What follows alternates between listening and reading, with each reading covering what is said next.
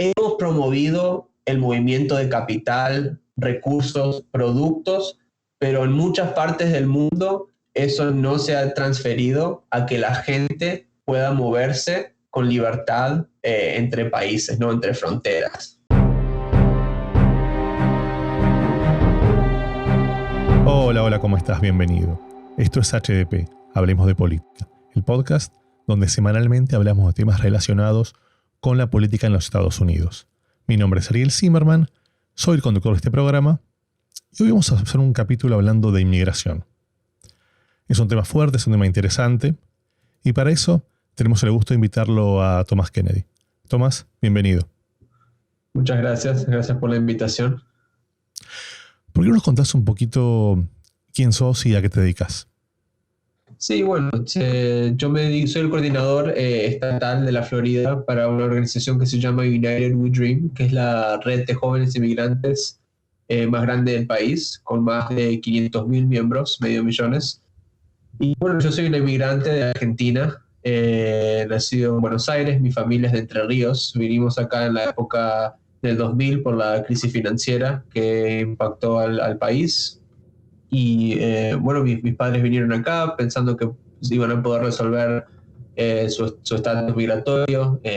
Eso no pasó y nos quedamos indocumentados. Y a base de esa experiencia de vivir sin papeles, con todos los problemas y dificultades que eso trae, me involucré en el movimiento de pro inmigración.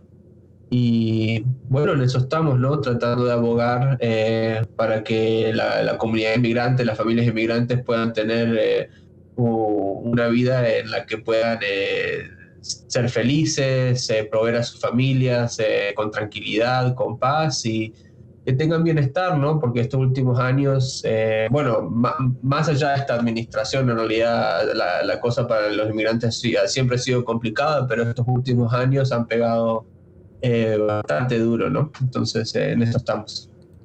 ¿Sabes qué?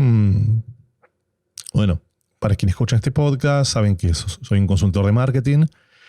Y me pasó que hoy en la mañana tuve que hablar en inglés con un cliente que tengo en Ucrania. Luego más a la tarde hablé con unos proveedores que están en este momento en San Pablo, hablé en portugués.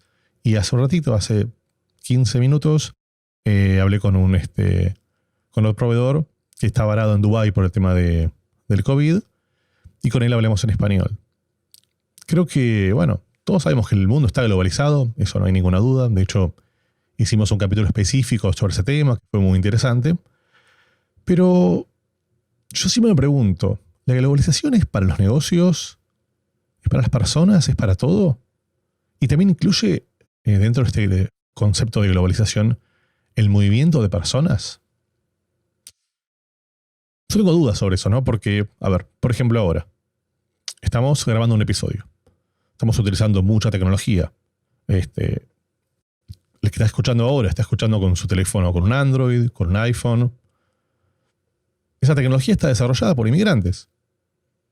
Digamos, a ver, el iPhone, la cantidad de inmigrantes que hay en el desarrollo de tecnología es enorme. Incluso los iPhones, los teléfonos se fabrican en China, se fabrican en muchos lugares, se integran y uno lo usa en otros lugares del mundo.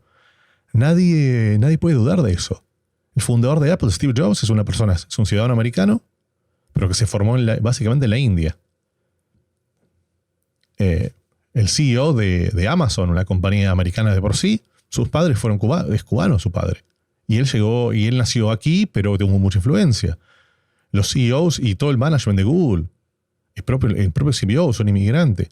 Microsoft está liderada por un inmigrante. En general, todas las compañías que utilizamos, Instagram, fueron creados por 2 inmigrantes. Entonces, mi gran pregunta, y ahí quizás podemos empezar a conversar con esto, es, Tomás, no hay ninguna duda que este país tiene una fuerza enorme de los inmigrantes. Han hecho el país, han logrado lo que es. Entonces, ¿por qué los tratamos tan mal? ¿Qué está pasando?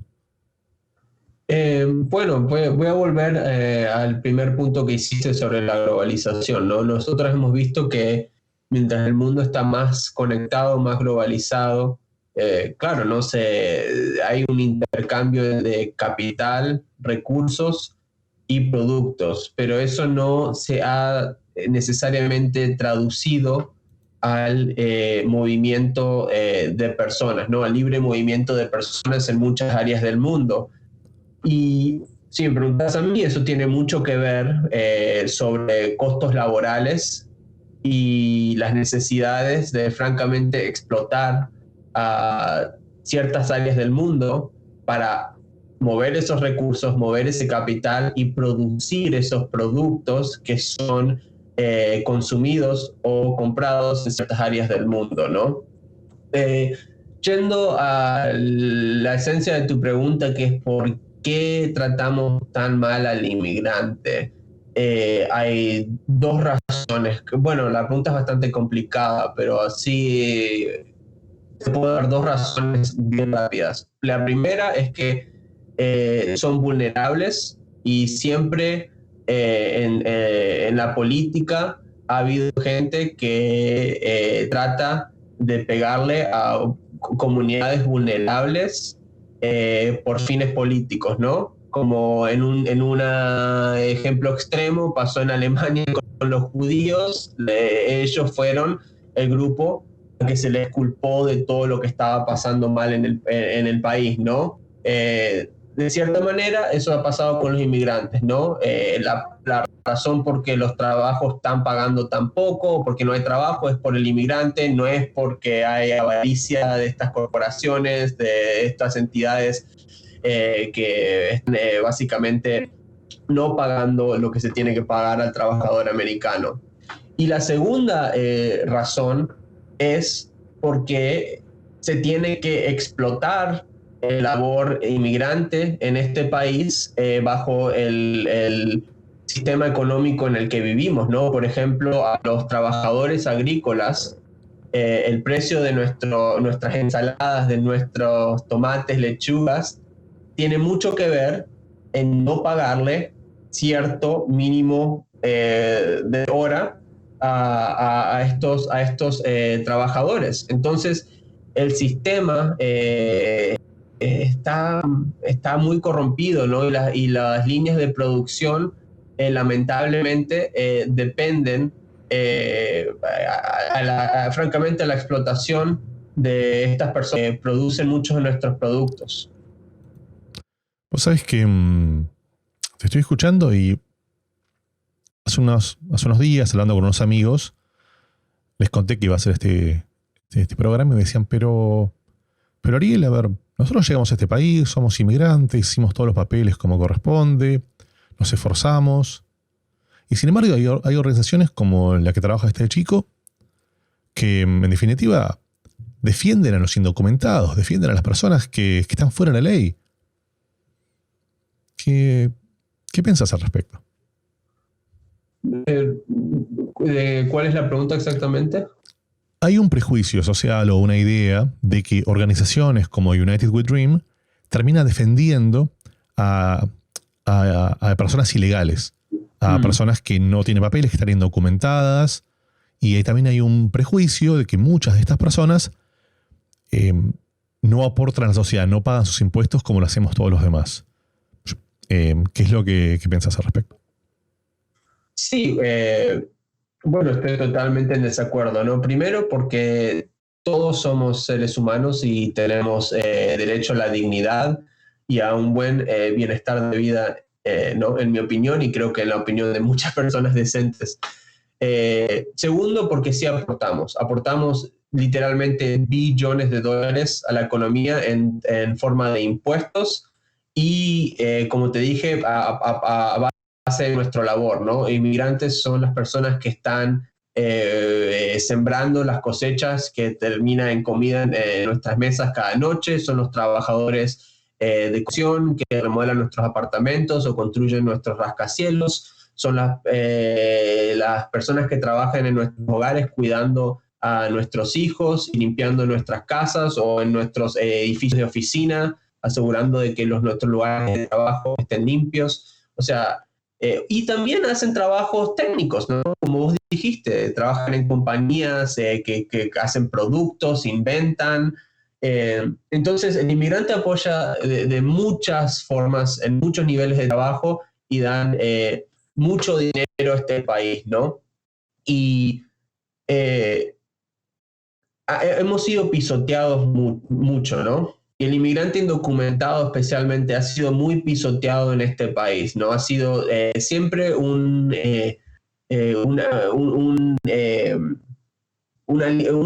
cosa para atacar, ¿no? Cuando las cosas están mal, cuando los políticos quieren ser un ejemplo de alguien o echarle la culpa a una persona.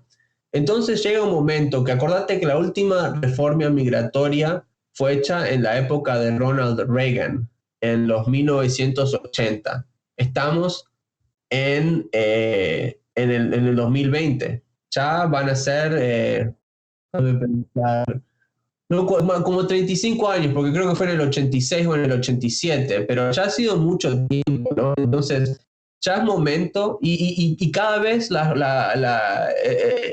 el sistema de inmigración de este país se pone cada vez más fuerte, ¿no? Hay cárceles privadas, hay la pared en la frontera, hay que enforzar más, redadas adentro del país, deportaciones. Entonces llega un momento que tenemos 12 millones de personas acá en el país sin papeles. Necesitamos los papeles. Ya en un momento no van a poder deportar a toda esta gente. Entonces, ya ha habido un montón de medidas de enforzar las leyes de inmigración durante estas décadas. En algún momento hay que dar papeles y hay que poner a esta gente en camino a la ciudadanía. Y eso se puede charlar, se puede debatir un paquete legislativo, pero hay que resolverlo. Sí, sabes que hay dos cosas que decís que son muy interesantes y que responden a algunos mitos. Primero, el tema de los impuestos. Porque muchos, o por no decir todos, los inmigrantes ilegales cobran mucho menos del salario mínimo, cobran mucho menos la hora de lo que cobraría un ciudadano americano. Y a la hora de ir al supermercado, a la hora de comprar cosas, pagan el mismo tax que tú y yo. Por lo cual, es un mito que se rompe de por sí. Por otro lado, me gustaría que hables un poquito, que nos cuentes un poquito sobre la organización, sobre United We Dream. Me gustaría que nos cuentes un poquito qué tipo de activismo es el que ustedes están proponiendo. Sí, y para aclarar, por ejemplo, en el 2017, inmigrantes pagaron un poquito más de 400 billones de impuestos a la economía. Y generalmente ese es el número, alrededor de 400, 500 billones de dólares al año, que es bastante dinero. O sea, y acordate, eh, esta es una comunidad que no puede recibir beneficios sociales porque no tienen un seguro, un número de seguro social y tienen que pagar al seguro social igual. Es más, si vos querés naturalizarte, vos tenés que probar que has pagado taxes desde que ingresaste al país, ¿no? Por ejemplo, yo estuve indocumentado, vine acá en una visa de turista. Cuando me tuve que naturalizar, y mis padres también, tuvimos que probar que pagamos todos nuestros impuestos desde el 2001 hasta hasta 18 años después. Entonces hay un proceso para que el gobierno se toma las cuentas, ¿me entendés? Y acordate que todo lo que pagas al sistema de seguro social mientras estás indocumentado, esa plata no te vuelve. No te vuelve, o sea que todo lo que aportás a tu pensión, a tu seguro social, nunca vas a ver ese dinero. Entonces, sí. Pero bueno, la pregunta era ¿qué trabaja United We Dream, no? Bueno, como te estaba diciendo antes, es la red de jóvenes inmigrantes más grande del país, casi más de 500,000 miembros. Y ahora lo que nos estamos enfocando mucho acá en la Florida, bueno, el tema de DACA, que no sabes, la administración de Trump ha terminado con el programa o lo han congelado. La Corte Suprema básicamente dijo que están aceptando nuevas aplicaciones, pero en vez de años, las aplicaciones son válidas por un año y gente nueva no puede aplicar al programa. Te pido un favor, no toda la audiencia conoce el tema. ¿Podrías explicar unos minutos cómo es el proyecto, el programa DACA? Sí, bueno, DACA es algo que se llama Deferred Action for Childhood Arrivals y es algo que organizaciones como United We Dream pelearon en la época de Obama que es una orden ejecutiva que básicamente le da un estatus migratorio protectivo a jóvenes inmigrantes temporario. Entonces ellos pueden aplicar, se paga no una penalidad, pero se pagan alrededor de $600-700 para tramitar el proceso y te dan estatus que dura cada 2 años, que dura 2 años y eso se puede ir renovando y básicamente terminas con un permiso de trabajo y documentos no permanentes, pero para más o menos manejarte acá con protecciones. La administración de Trump, porque fue una orden ejecutiva en la época de Obama, Trump la pudo retirar bajo su poder ejecutivo, pero fue demandado por eso y ha estado, porque la forma en que lo hizo fue muy arbitraria y básicamente no demostró una razón razonable por haber hecho esto. Entonces fue hasta la Corte Suprema y en la Corte Suprema falló porque básicamente un error clérico de parte de la administración de Trump en cuando presentaron el juicio. Entonces se tiene que relitigar todo esto, que lo van a hacer. Y pues, bueno, vos sabes, como la Corte Suprema, estos procesos tardan años. Entonces esto es algo que va a pasar a la próxima administración, que si va a la administración de Biden, el demócrata, él puede básicamente bajo poder ejecutivo retirar la demanda y queda todo como antes, o la administración de Trump la puede seguir y probablemente ganarla porque ya saben, no cometer el error clérico, ¿no? Exactamente. Sí, pero y hay más de 800.000 jóvenes que están afectados por este estatus. O sea, uniendo dos cosas que tú dijiste hace un ratito, podríamos decir que el programa DACA podría ser un paso para ayudar y para ayudar a que muchos de estos estudiantes o de estos jóvenes terminen siendo, digamos, un paso hacia la ciudadanía americana. Bueno, esa es la aspiración, ¿no? Por ahora no, o sea, DACA no da camino a la ciudadanía, es un estatus temporario, o sea, no es permanente.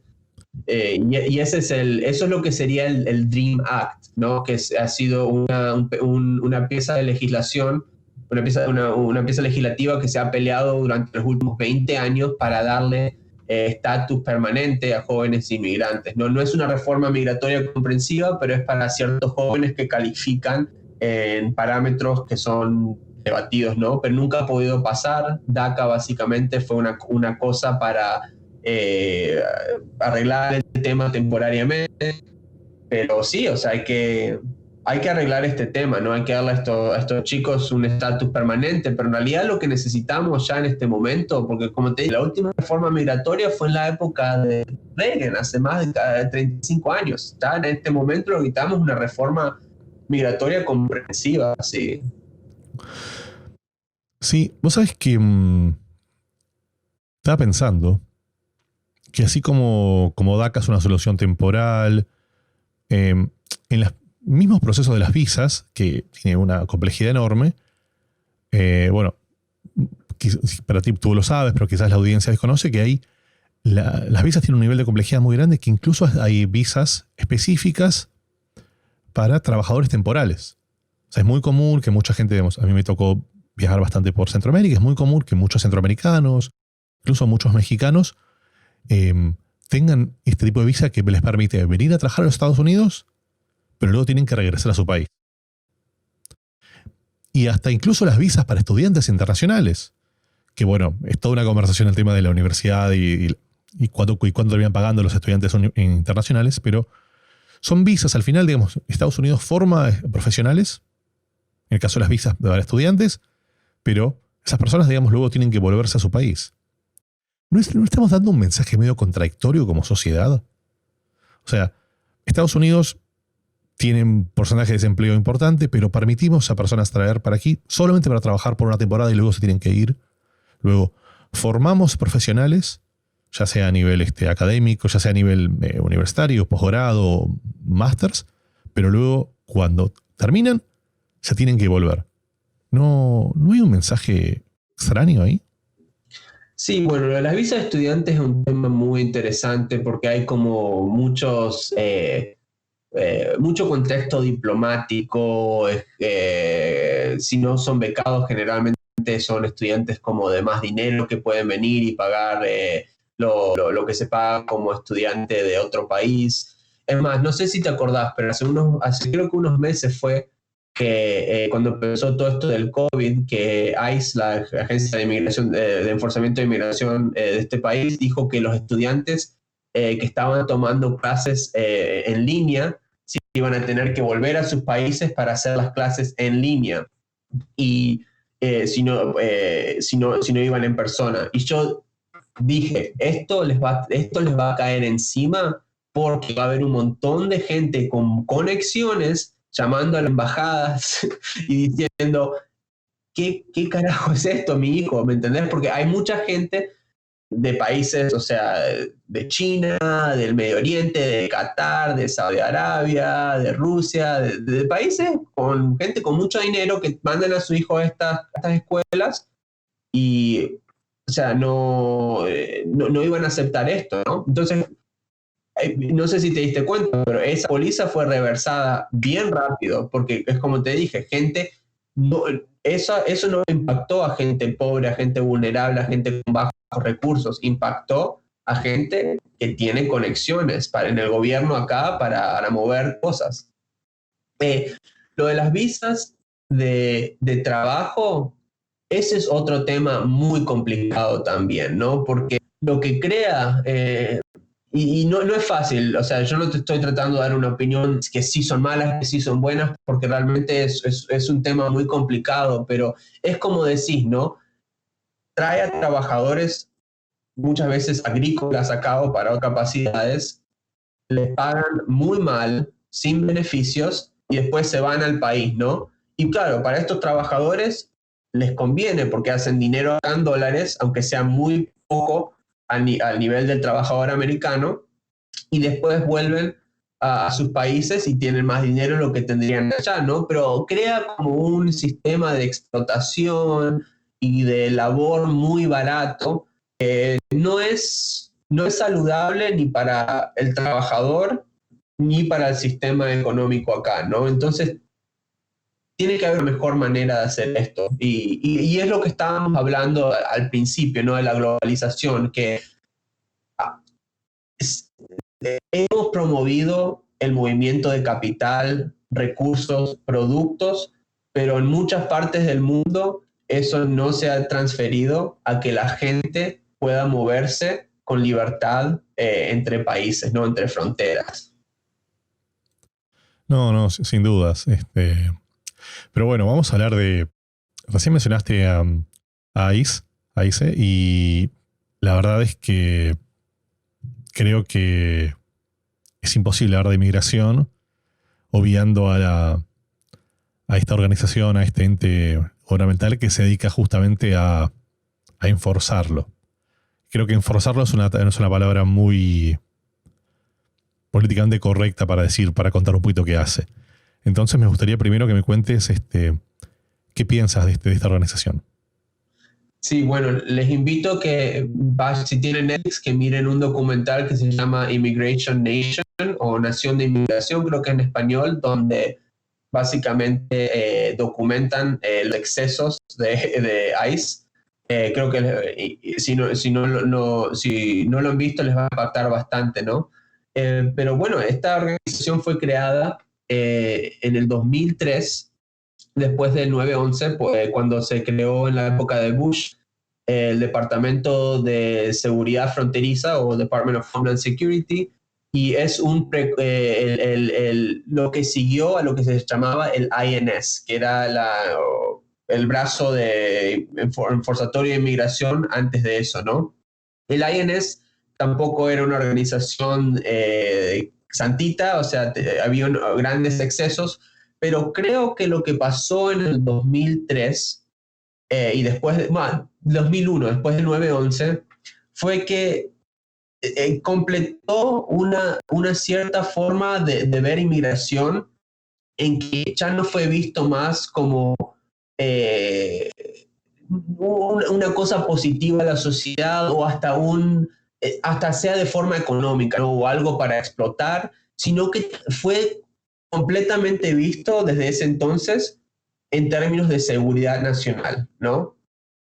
La inmigración en este país es vista en términos de seguridad nacional, ¿no? Entonces, el migrante siempre es visto como una amenaza y como un criminal. La inmigración, la realidad es el problema, es que la inmigración ha sido totalmente finalizada en este país, ¿no? Entonces, lo que resulta es lo que estamos viendo en este país, ¿no? Que una persona, bueno, después del 9/11, por ejemplo, en muchas partes del país no puede tener una licencia de conducir. Por ejemplo, en la Florida, antes del 2001 se puede tener una licencia, después del 2001, si sos indocumentado, no puedes tener licencia de conducir. Entonces, si vos estás manejando y te pasás un semáforo en rojo o un stop sign, o no sé, te para la policía porque te paró la policía, porque eso pasa también. No tenés papeles, te pueden te pueden arrestar por no tener la licencia de conducir.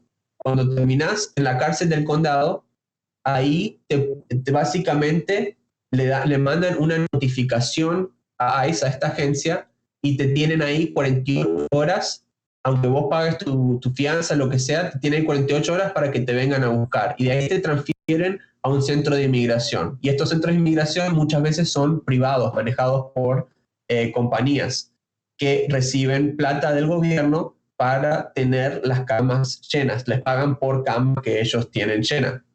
Y tienen un incentivo en arrestar a gente y tenerlas ahí, ¿no? Entonces, es esa la razón que vemos a gente esperando su deportación 4, 5, 6, un año y medio, 2 años. Entonces, eso es lo que está pasando en este país. O sea, un papá que sale de trabajar, le tiene mala suerte, lo para la policía y termina en un centro de detención por un año y medio hasta que lo deportan, ¿no? Y esas son las historias que hemos visto, francamente, no desde la época de Bush, en la época de Obama, pero en esta época de Trump, ¿no? Todo ha sido exacerbado y se ha puesto cada vez más fuerte, ¿no? No, bien. Bueno, obviamente, antes de grabar esta entrevista vi el documental de Netflix, que es fuertísimo. Realmente creo que es muy impactante. Y sobre todo es muy impactante porque creo que, no sé qué pensás al respecto, pero creo que a los inmigrantes ilegales, Estados Unidos rompe con el esquema que ha fundado esta nación, con los conceptos de justicia.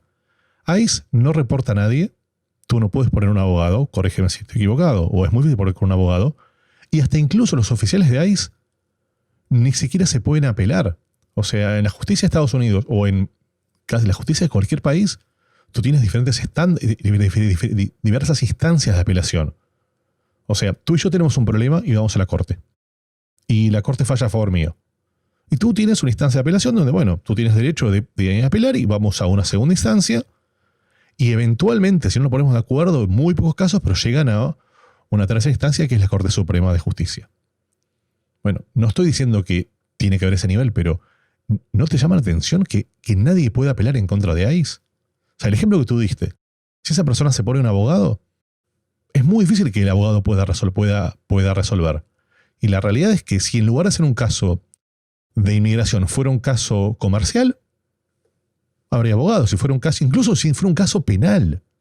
O sea, hay abogados y hay instancias de justicia. Pareciera como que ICE es otra instancia, es algo completamente separado, que no hay nada que se pueda hacer y que se parte de la premisa que los inmigrantes son todos delincuentes, cuando justamente este es un país que se ha armado en base a inmigrantes. Y no solo eso, por ejemplo, lo que decís, todo tenés razón, pero por ejemplo, una vez que, si tenés suerte, ¿no? Y podés procesar tu caso y te liberan, tenés que pagar la fianza, ¿no? El bond.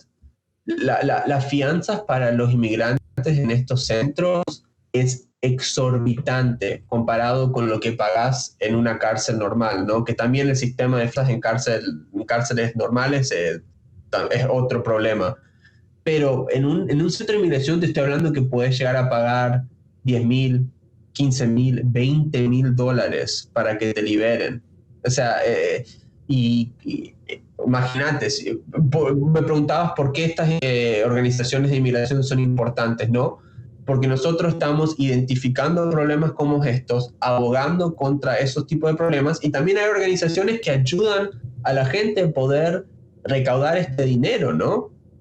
O sea, con GoFundMe o con donaciones o con fondos o lo que sea, pero imagínate, si vos sos un inmigrante, no sé, de Cuba o de Haití o de Somalia, de donde sea, ¿dónde vas a sacar $15,000 para que te saquen de este centro de detención? Imposible.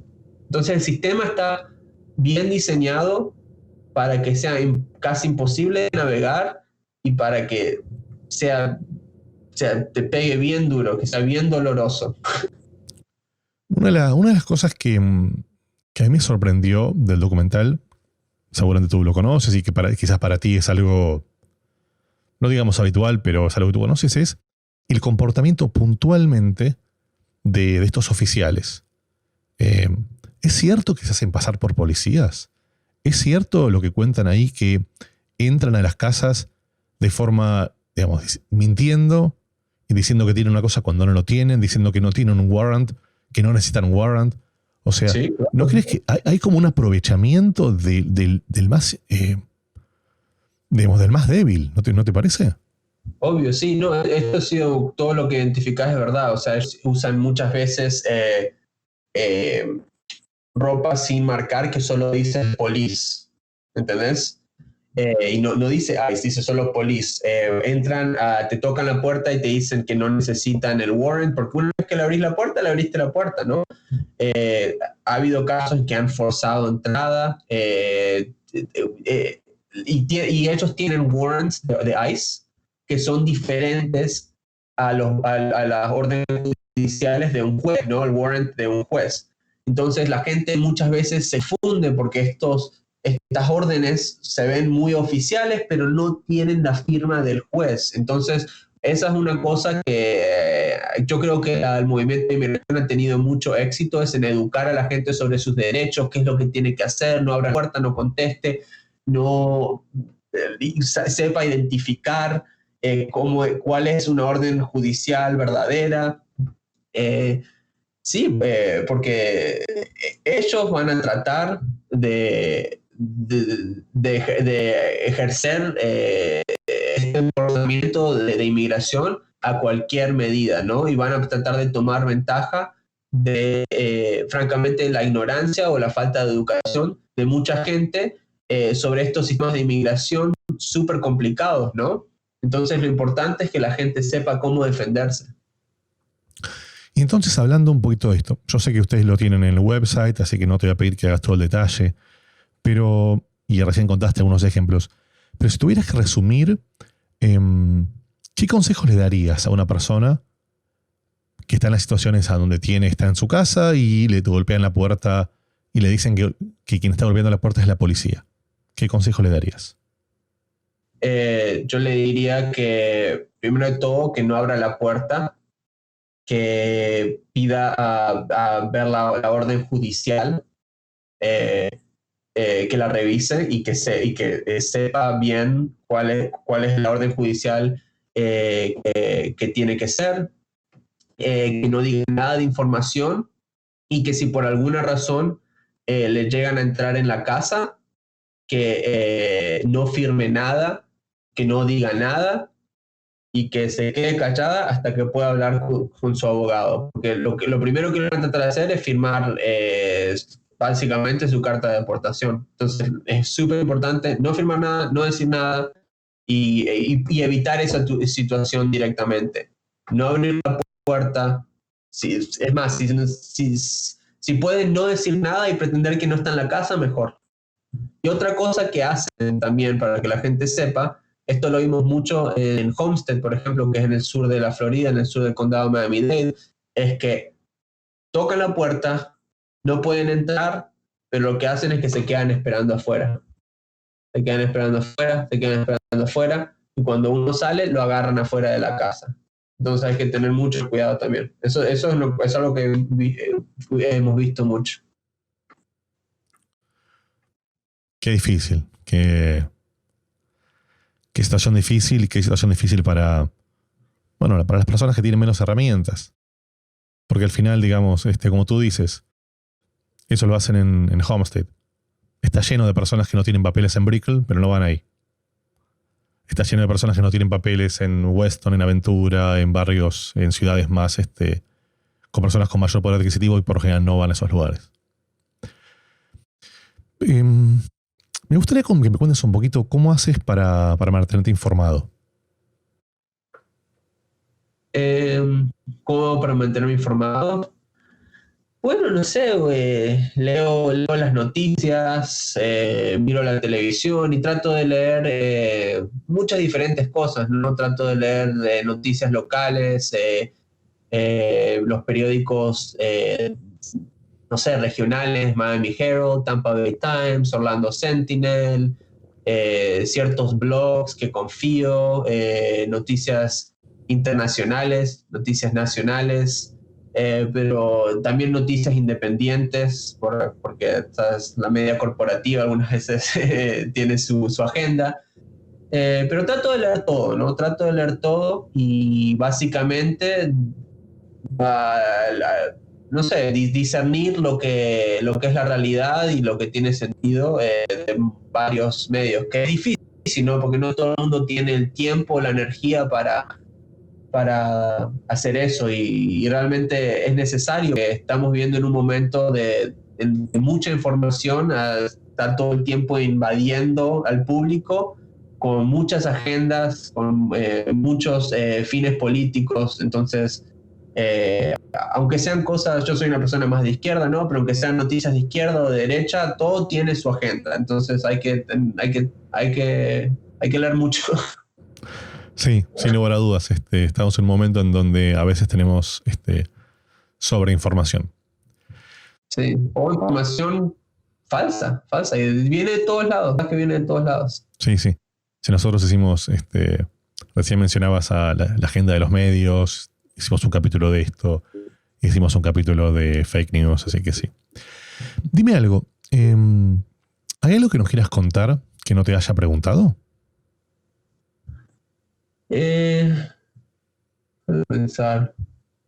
Bueno, lo único que le voy a decir a la gente es que salgan afuera y alcen sus voces, ¿no? Involúcrense, porque hay mucha gente que la está pasando mal realmente. Por ejemplo, nosotros como organización trabajamos en coalición con otras organizaciones en el tema de estos centros de detenciones acá en la Florida, muchas veces son privatizados.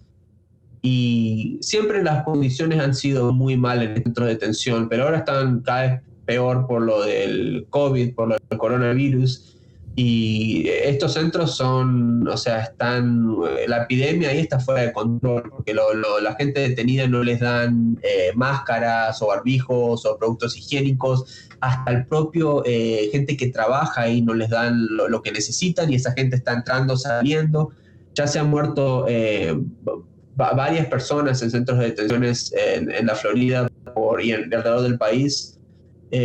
Por ejemplo, en Luisiana, el huracán que acaba de pegar ahí, inundó a 2 centros de detenciones ahí en la costa y estaban llenos de... Los inodoros se rebalsaron, había excremento, orina, no había agua, electricidad con el calor que hay ahora. Y, o sea, ICE no se estaba moviendo a arreglar nada hasta que esto fue básicamente revelado al público a base de la información que nos dieron familiares, ¿no? Sí. Entonces, sí, las cosas están muy mal, y no solo en este tema de migración, ¿no? Hay un montón de gente desempleada, sin seguro médico, con peligro de perder sus casas, no pueden pagar la renta. Entonces, involúcrense y abogen para algo mejor, porque la verdad que hay mucha gente que la está pasando muy mal. En lo que es supuestamente el país más rico del mundo, ¿no? No hay razón para esto. Bueno, la verdad, Tomás, te agradezco mucho por el tiempo. Creo que nos has mostrado una realidad que muchas personas que vivimos en este país no las conocemos. Y esto creo que es muy importante que podamos abrir los ojos y que podamos activar. Como tú dices, es la política la hacen las personas, es salir, actuar, lanzar sus voces y bueno, creo que los cambios suceden de esa forma. Así que te agradezco mucho, mucho por el tiempo que nos diste el día de hoy. No, gracias por la invitación. Lo aprecio. Y bueno, para ti, que ya está aquí, evidentemente te está gustando lo que estamos haciendo. Para este show es muy importante que puedas acompañarnos, que puedas compartirlo con tus amigos y tus amigas y que puedas suscribirte a los canales de YouTube y de Spotify. Muchísimas gracias y nos vemos la semana que viene. Adiós.